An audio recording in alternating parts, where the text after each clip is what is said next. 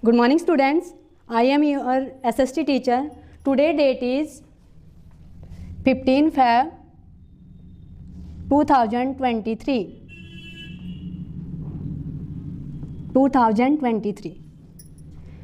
क्या आप सब मुझे बता सकते हैं, क्या आपने कभी इलेक्शन के बारे में थोड़ा बहुत समझा है, जाना है, सुना है? आपने सुना होगा, आप सभी गांव से बिलोंग करते हो तो आपको पता होगा कि आपके पेरेंट्स कभी जाते हैं कि गांव में सरपंच के इलेक्शन होते हैं, आप सभी उनके साथ कभी वोट डालने गए हो, मैं भी गए हो ही, वरना सुना तो आप सभी ने होगा ही कि वो सरपंच के लिए वोट डालने जा रहे हैं। तो ऐसे ही हमारे देश के अंदर वो सबसे लो लेवल के इलेक्शंस होते हैं, ऐसे ही हमारे देश के अंदर सेंटर में पार्लियामेंट होती है। तो आज का हमारा टॉपिक है organs of parliament. Organs of parliament.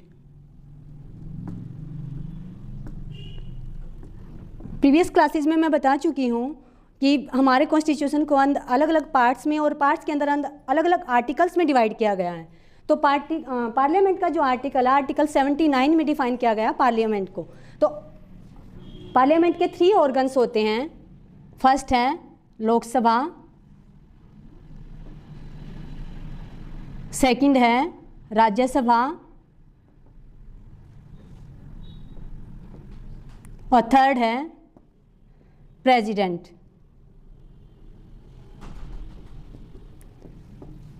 अभी भी मैंने बताया कि पार्लियामेंट का जो आर्टिकल है वो है आर्टिकल 79। ऐसे ही लोकसभा के लिए जो आर्टिकल है आर्टिकल 80 और राज्यसभा के लिए आर्टिकल 81। तो लोकसभा, आज हम डिस्कस करेंगे लोकसभा के बारे में कि लोकसभा होती क्या है। तो लोकसभा जैसा कि नाम में ही है कि लोगों की सभा होती है, इसके अंदर हमारे बीच से ही इसके लिए डायरेक्ट इलेक्शन होता है।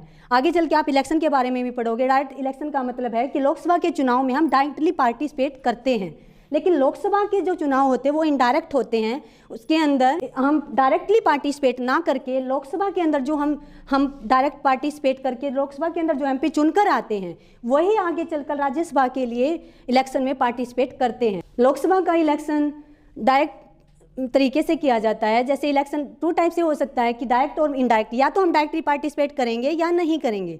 डायरेक्ट पार्टिसिपेट करने का मतलब है कि हम जब भी वोट जाएंगे तो खुद जाएंगे, वहाँ जो चुने जाएंगे वो हम में से ही होंगे। लेकिन राज्यसभा के अंदर क्या है कि हम डायरेक्ट पार्टिसिपेट ना करके एमपी, लोकसभा के जो एमपीज हैं जो हमने डायरेक्टली चुनाव करके भेजा गया वही पार्टिसिपेट करके आगे हमारे प्रतिनिधि चुनते हैं।